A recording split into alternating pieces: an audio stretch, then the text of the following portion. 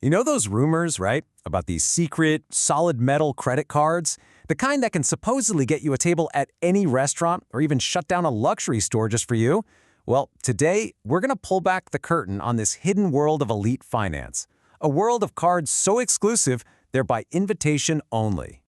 Okay, so right off the bat, it's so important to get this.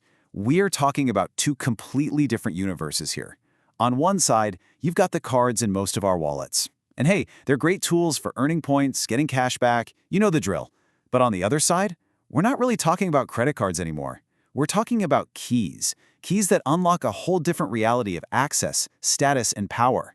And seriously, that is not an exaggeration. One source I saw put it perfectly.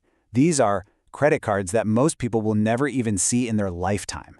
I mean, they're not just playing in a different league, they're playing a completely different game, reserved for just a tiny, tiny fraction of people. So, how does this whole secret society even work? What does it take to actually get that invitation? Well, let's dive in, and we've got to start with the most legendary card of them all. I'm sure you've heard it called the Black Card, but its real name is the Centurion card from American Express. And for decades, this thing has been the undisputed king, the icon of financial exclusivity. And here's the kicker. You cannot apply for it. You can't ask for it. American Express has to choose you. So what's the secret password? What's the price of admission? Here's the wild part. It's not about how much money you make. It's all about how much you spend on your other Amex cards. We're talking hundreds of thousands, maybe even millions of dollars every single year. And the reward? Oh, it's way more than just a cool card made of titanium. It's a personal concierge who can score you front row tickets to a sold-out concert or get you into the most exclusive parties on the planet. But here's where it gets really crazy. As exclusive as the Centurion card is, it's not the final boss. Believe it or not, there's another level, a tier of wealth that goes way beyond just being a big spender. This really breaks down the two different paths into this world. The MX Centurion, that's for the big spenders. But the JP Morgan Reserve card, which is literally made of a precious metal, palladium, that's not for spenders. It's for investors. You can only get an invitation if you're a client of their private bank, and word is you need at least $10 million with them. It signals a completely different type of wealth. And this quote, this is everything you need to know about that world. It's basically the unofficial motto. There's no website, no 1-800 number to call. You're either operating at that level or you're not. It is that simple.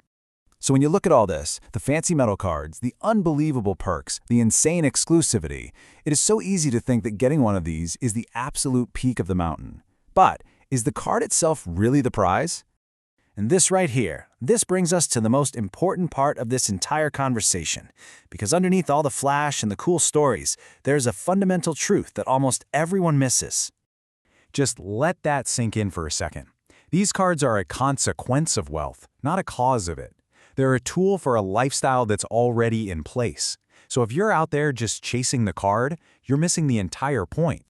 So the most crucial point is this. The card is just a symbol. It's a trophy. The real power, the real prize, comes from understanding the financial system that decides who gets these trophies in the first place. That is the actual game. All right, so if that's the real game, then how do you play it? How do you build the kind of financial profile that this system is actually designed to notice and to reward? Well, it's actually surprisingly simple. Now, it's not easy, but it is simple.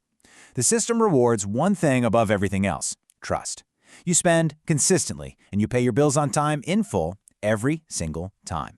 Over the years, that behavior builds a reputation, a deep level of trust, and it's that trust that unlocks bigger and better opportunities. It's this powerful positive feedback loop. But the real key, the secret ingredient, is a huge mindset shift. See, most people are taught to use credit as a safety net, right? To survive, to cover a gap.